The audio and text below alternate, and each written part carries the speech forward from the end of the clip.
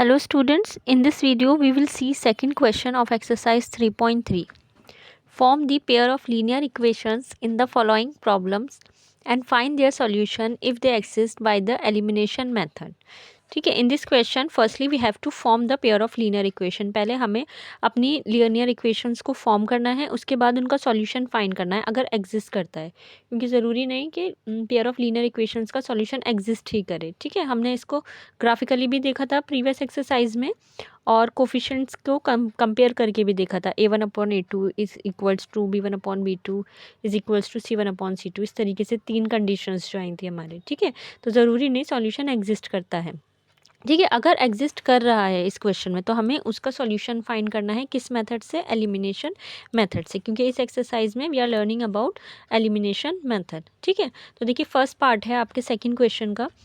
If we add 1 to the numerator, कि अगर हम अपने फ्रैक्शन के न्यूमरेटर में क्या ऐड कर रहे हैं, 1 ऐड कर रहे हैं, and subtract 1 from the denominator, और डिनोमिनेटर से क्या सब्ट्रैक्ट कर रहे हैं, 1 को सब्ट्रैक्ट कर रहे हैं। सो अ फ्रैक्शन रिड्यूसेस टू 1, तो हमारा फ्रैक्शन क्या बन जा रहा है, 1 बन जा रहा है। ठीक है, जो भी था वो रिड्यूस होके क्या बन रहा है हमारा, 1। ठीक है, it becomes half if we only add 1 to the denominator. कह रहे हैं हमारा फ्रैक्शन हाफ हो जा रहा है जब हम क्या कर रहे हैं, न्यूमरेटर में कुछ नहीं कर रहे हैं, न्यूमरेटर को एज इट इज़ रख रहे हैं, डिनोमिनेटर में क्या कर रहे हैं, 1 ऐड कर रहे हैं। ठीक है, तो आपसे पूछा है व्हाट इज़ दी फ्रैक्शन, कि वो फ्रैक्शन क्या है। ठीक है, तो इस तरीके जो क्वेश्चन होते हैं जो जब भी आपसे जो पूछा है उसको आप लेट करेंगे वेरिएबल्स के फॉर्म में। ठीक है, जैसे इस क्वेश्चन में आपसे पूछा है व्हाट इज़ दी फ्रैक्शन। ठीक है, तो आप अपने फ्रैक्शन को ही लेट कर लेंगे वेरिएबल्स, और वेरिएबल्स हम क्या लेट कर रहे हैं क्वेश्चंस में, एक्स और वाई की फॉर्म में। ठीक है, तो आप लेट कर लीजिए, लेट द फ्रैक्शन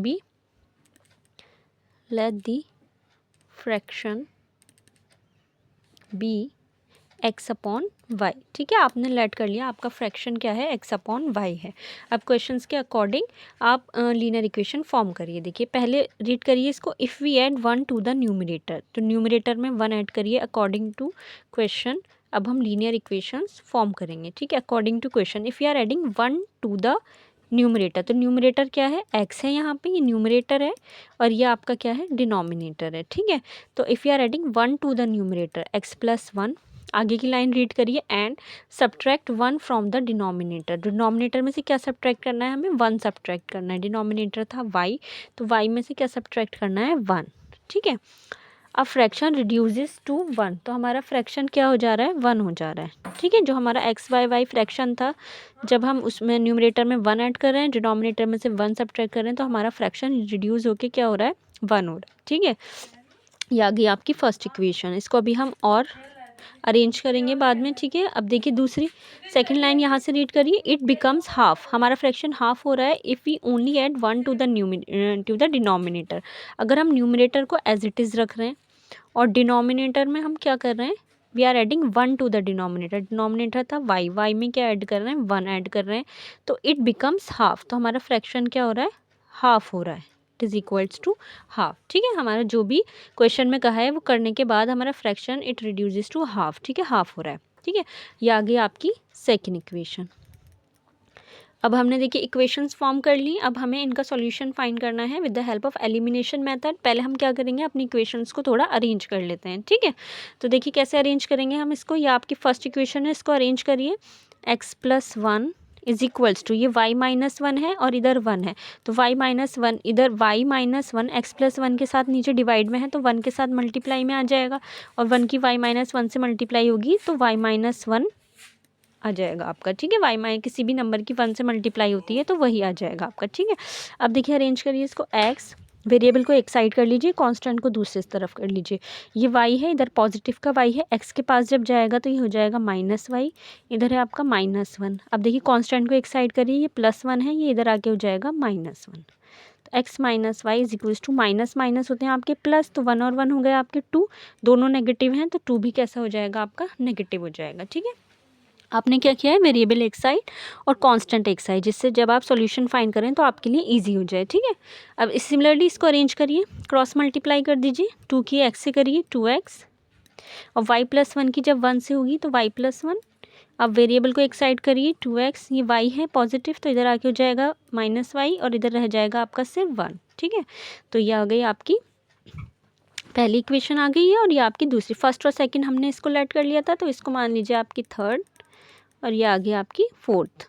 ये इसी इक्वेशन को हमने अरेंज किया है, बस कोई अलग इक्वेशन नहीं बन के आएंगे हैं। इन्हीं को हमने सिर्फ फर्स्ट को अरेंज करके थर्ड फॉर्म कर ली, सेकंड को अरेंज करके फोर्थ, ताकि आप इजीली इन दोनों को सॉल्व कर सकें। ठीक है, तो अब जो हमारा टारगेट है वो है हमें इन दो इक्वेशन को सॉल्व करना है एलिमिनेशन मेथड से। ठीक है, तो एलिमिनेशन मेथड में क्या करते हैं, या तो एक्स के वेरिएबल को सेम करिए या वाई के वेरिएबल को सेम करिए। तो पहले देख लेते हैं किसका क्या वेरिएबल नहीं सॉरी, या तो एक्स के कोफिशिएंट को सेम करिए या वाई के कोफिशिएंट को। ठीक है, तो देखिए यहाँ एक्स का कोफिशिएंट 1 है, यहाँ एक्स का कोफिशिएंट 2 है।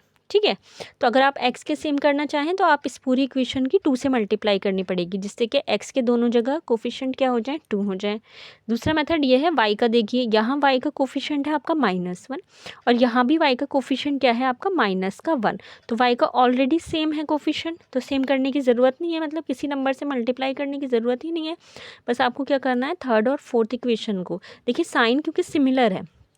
जब मैंने बताया था जब दोनों जो आपके वेरिएबल हैं उनके कोफिशिएंट सेम हो और साइन आपके सिमिलर हो, ऐसे केस में हमारा कोफिशिएंट एलिमिनेट कब होगा, जब देखिए ये दोनों माइनस के हैं, इनमें से कोई एक क्या हो जाए, पॉजिटिव हो जाए। ठीक है, और वो पॉजिटिव कब होगा, देखिए नंबर किसी भी कोफिशिएंट के आगे किसी भी वेरिएबल के आगे जो साइन है वो चेंज कब होता है, जब पूरी इक्वेशन की हम माइनस मल्टीप्लाई करें। ठीक है, तो हमें क्या करना पड़ेगा, सब्ट्रैक्ट करना पड़ेगा इस केस में। ठीक है, क्योंकि अगर हम ऐड करेंगे तो किसी के भी दोनों वेरिएबल में से किसी के भी साइन चेंज नहीं होंगे। ठीक है, जब हम क्या करेंगे, ऐड करेंगे, तभी जो हमारी नीचे वाली इक्वेशन होगी उसके जितने भी आपके टर्म्स होंगे उसके साइन क्या हो जाएंगे, ऑटोमेटिकली चेंज हो जाएंगे।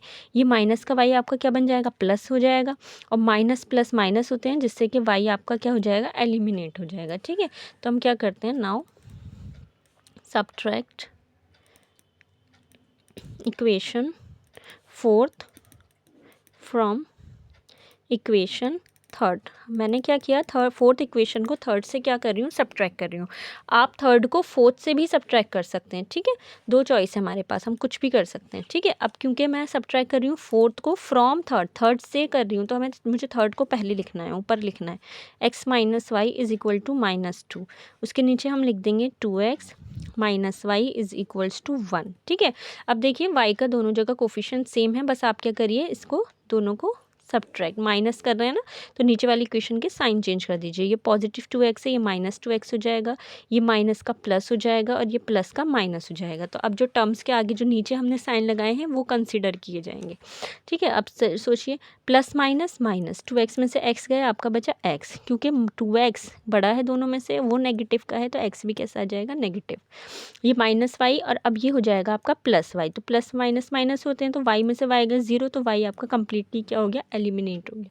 ठीक है, -2, अब ये +1 नहीं है, ये क्या है, -1, तो -2 -1, माइनस माइनस आपका प्लस हो गया, 2 और 1 हो गया 3, दोनों नेगेटिव के हैं, तो 3 भी कैसा आ गया, नेगेटिव। इक्वल टू के इधर भी माइनस, इधर भी माइनस, माइनस से माइनस ख़त्म हो गया, तो x कितना आ गया आपका, 3 आ गया। ठीक है, तो x की वैल्यू हमने फाइंड आउट कर ली, जो आ गई आपकी 3। ठीक है, अब हम x की वैल्यू किसी भी इक्वेशन में पुट कर सकते हैं, या तो थर्ड में पुट करिए या फोर्थ में पुट करिए, उससे आपकी क्या आ जाएगी, y की वैल्यू निकल के आ जाएगी। देखिए थर्ड इक्वेशन है आपकी, put x is equal to 3 in equation third.